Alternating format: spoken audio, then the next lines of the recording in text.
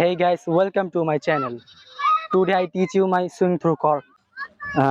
দুই দিন আগে এক ভাই আমাকে কমেন্ট করছিল যে সে নাকি অলরেডি কর্ক পারে কিন্তু সুইং থ্রু কর্ক পারে না। তাই আজকে একটি ভিডিও নিয়ে আসলাম। তো এই ভিডিওটা শুধু অ্যাডভান্সদের জন্য, যারা অলরেডি কর্ক পারে। আর যারা পারেন না, যদি শিখতে চান তাহলে কমেন্টে জানান, আরেকটা ভিডিও নিয়ে হাজির হম।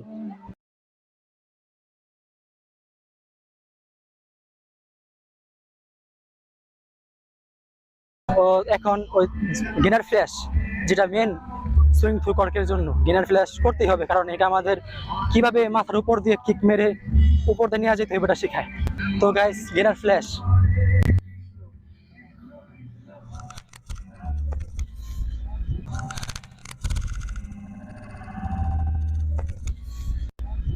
and other angle.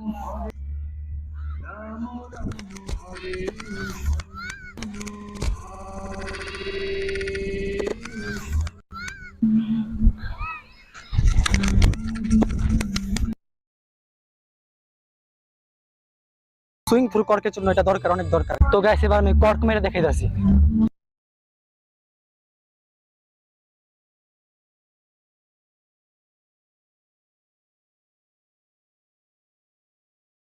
তো গাইস, এটা কর্ক।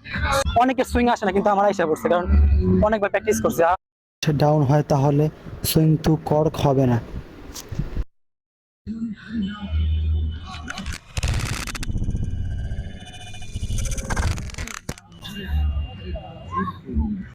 এখন কি করবেন, কর্কটা কিভাবে মারবেন সুইং থ্রু কর্কের জন্য? তো গাইস, আমি যেটা বললাম, সুইং থ্রু কর্ক সাধারণ কর্কের মতো না, একটু চেঞ্জিং করতে হইব। আপনার লেফটের দিকে বেশি হেলে থাকতে হবে। যে স্টেপ এবং বাম কাঁধের দিকে যত পারি হেলে থাকবে। হাত এবং পা সেম টাইম বাম কাঁধের দিকে সুইং করতে হবে, সেম টাইম আপ অ্যান্ড বাম কাঁধের দিকে। এবং ফোকাস কোথায় রাখতে হবে? Kick, twist and C the ground. তো আপনি চেষ্টা করবেন যে যখন কর্ক মারবেন, বাম কাঁধের দিকে যত পারেন হেলান দিয়ে থাকের দিকে, সাইডের দিকে কিক মারে। সাইড খাচ্ছি।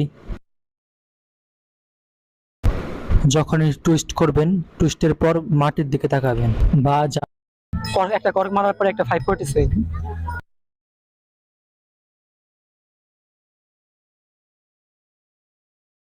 তো এটা swing through cork and 540 swing. Now I try to do swing through cork and jig gainer and slow motion. তো গাইস, আমি একটা প্রোগ্রেশন দেখাই। আমি চেষ্টা করছি আমার হাত এবং পা বাম কাঁধের দিকে সুইং করার এবং হেলে থাকার।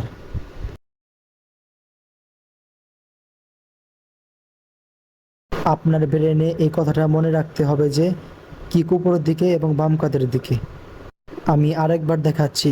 আসলে আজকে আমি অনেক হাঁপিয়ে গিয়েছি, তাই দুইটা কর্ক মেরে দেখাচ্ছি।